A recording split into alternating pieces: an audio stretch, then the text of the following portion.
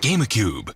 Hello, and welcome to another episode of Pokemon fans get exactly what they want and are still not satisfied. So, Pokemon FireRed and LeafGreen for the Game Boy Advance are being re-released on the Nintendo Switch eShop on February 27th as a way to celebrate the 30th anniversary of the Pokemon franchise. And it is a particularly interesting re-release because unlike almost all of Nintendo's classic games throughout the Switch era, they aren't coming to Nintendo Switch Online. These are being released as standalone titles. You pay a one-time fee to get either the games from the eShop and you have it on your system forever. You do not need a Nintendo Switch Online membership in order to play these games. Now, this is a bit of a strange announcement in terms of timing because also on February 27th, they're doing a Pokemon Presents presentation, which are basically just Nintendo Directs exclusively for Pokemon because the Pokemon Company tends to do their own thing within their own branch of Nintendo. But the thing is, these re-releases were leaked a few hours before they just went public with it. So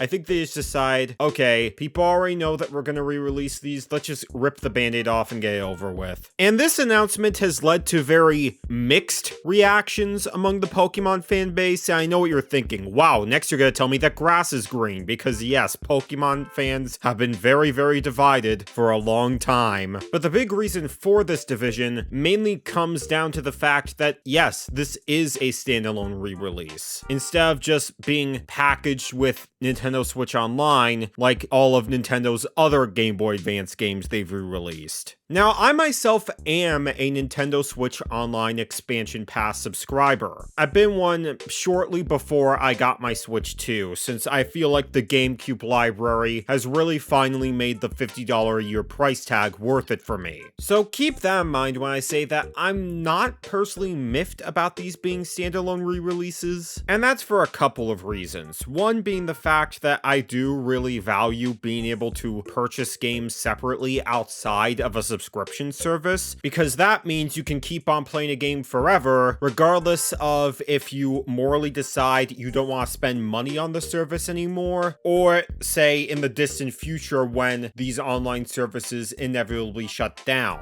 That copy will be there with you no matter what. Even though the Wii Shop channel and the Wii U and 3DS eShops are no more, all of your purchases, all of your games are still on those platforms, and I think that is great. But I think that's especially important in the case of mainline Pokemon games, because adventures in the Pokemon world, they're your personal experiences. You're the one that decides which Pokemon you capture, you're the one that decides on the nicknames you give them, you choose the moves they have, you choose which ones you're gonna take into the Pokemon League. They're so uniquely you, and I know there's so many people that look back on their journeys from years ago and all the memories just come flooding right back to them. So I think it's important to have a version of these games that don't have to worry about being tied to an online service that will inevitably go away one day. And another thing to consider about these re-releases too is that they're going to be supporting Pokemon Home, which is essentially a mobile app that lets you take your pre-existing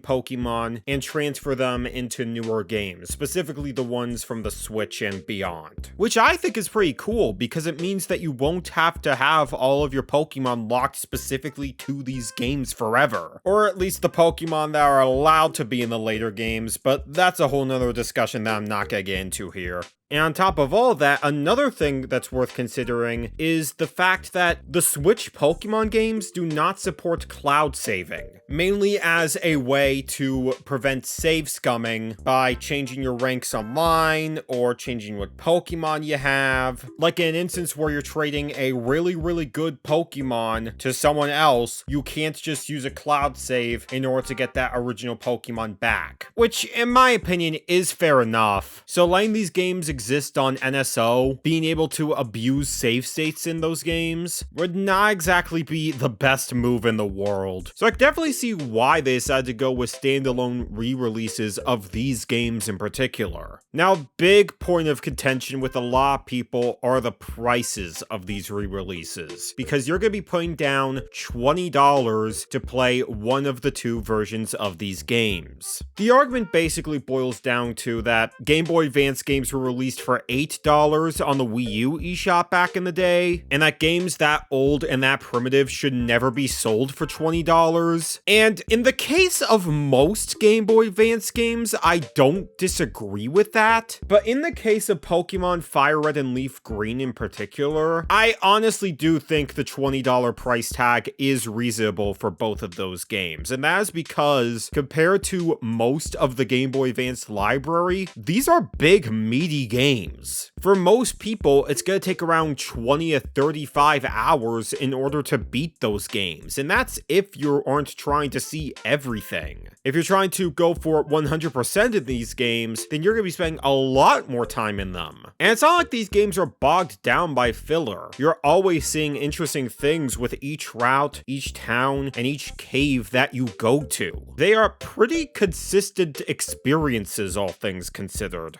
That and the fact that mainline Pokemon games from the GBA were never re-released on the Wii U eShop, and even though Gen 1 and 2 were re-released on the 3DS eShop, they did charge more for them than the average Game Boy game, about $10 a pop, which again I felt was reasonable for those games. So I think $20 for essentially much higher quality, more updated, better versions of the Game Boy originals, I think those are fair asking prices. And besides, this already kicks the heck out of paying the prices they want you to pay for legitimate, non-bootleg physical copies of these games on the secondhand market, so I'll take what we can get. But I've also seen people complain that, oh, I'm gonna have to spend $40 in order to 100% these games and get all the Pokemon, and I'm just like, those that buy both versions for themselves have tried everything but therapy. Are you really acting like you have no friends who are willing to trade with you? Granted, that's purely local since they're not going to be having online support for these re-releases, which I'll touch on that in a little bit. But out of the 150 plus million people that have Nintendo Switches, and the inevitable hundreds of thousands and probably millions that are going to buy these versions, you don't know at least a couple of people that are willing to trade with you. Like, I'm just going to be real with you. If you're paying $40 to get both versions of these games on your system, you kind of deserve to get scammed, to be honest. Now, one thing I absolutely will not defend are the separate re-releases for the individual languages of these games. They did this with Gen 1 and 2 on the 3DS as well, but basically they have separate releases on the eShop for the English, Spanish, and French versions, at least here in America. And according to the FAQ that Nintendo put out on their website surrounding these re-releases, the reason for that is because the games remain unchanged from their original release on Game Boy Advance, and as was often the case in that era, different versions of the games needed to be created for each supported language. That's really dumb. Why not just have a menu at the start of the game to verify the language you want to use and then just load that ROM? It shouldn't be that hard to implement. But on top of all that, with all the people that are complaining about these being standalone re-releases, if these were re-released on NSO instead, I guarantee that the argument would then switch to, why do I have to pay $50 a year to play these classic Pokemon games? There really is no amazing situation here, just the least bad one, and I think that Nintendo and the Pokemon Company chose the least bad one in my book.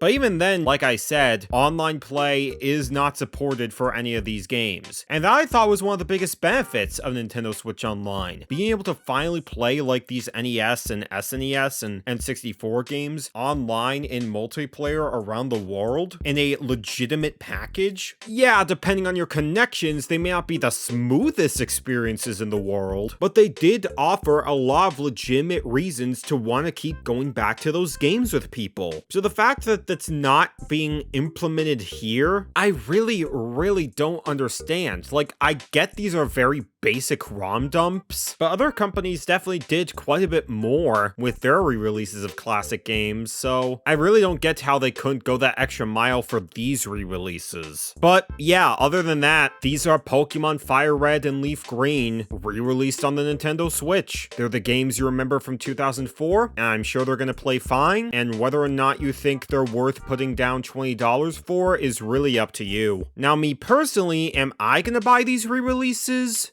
I mean, maybe? Like, I'm in a very strange position because I sadly lost my copies of all of my Gen 3 and Gen 4 games many years ago. And I also don't want to put down hundreds of dollars in order to get legitimate physical copies of these games back. Yeah, I'm not particularly interested in bootleg cartridges for the most part. And sure, a lot of people are going to bring up the argument of, oh, just emulate them, right? And for me, that would be the smart choice. I mean, the footage you've been seeing on screen is from an emulated version. And I'll be honest, being able to fast forward through a lot of the tedious battles where you're just tackling the entire time, especially in early game, that really is a blessing. But at the same time, I am someone who prefers to play games on official hardware if possible. And I do want to support the push of actually having Nintendo re-release their games standalone again without having to worry about an infinite online paywall. For me, I think it's really gonna come down to if I actually want to invest in Gen 10, because being able to transfer all these Pokemon from FireRed and LeafGreen into the Gen 10 games, that'd be pretty dang cool. And with the Pokemon Presents only a few days away as of this video, who knows what that's gonna look like. With the extra year of development time, maybe it'll actually come out as a finished product. Who knows? But let me know what you think about these re-releases in the comments, and always remember that Squirtle is the best Pokemon of all time, and the Squirtle Squad is cooler than you. And if you disagree,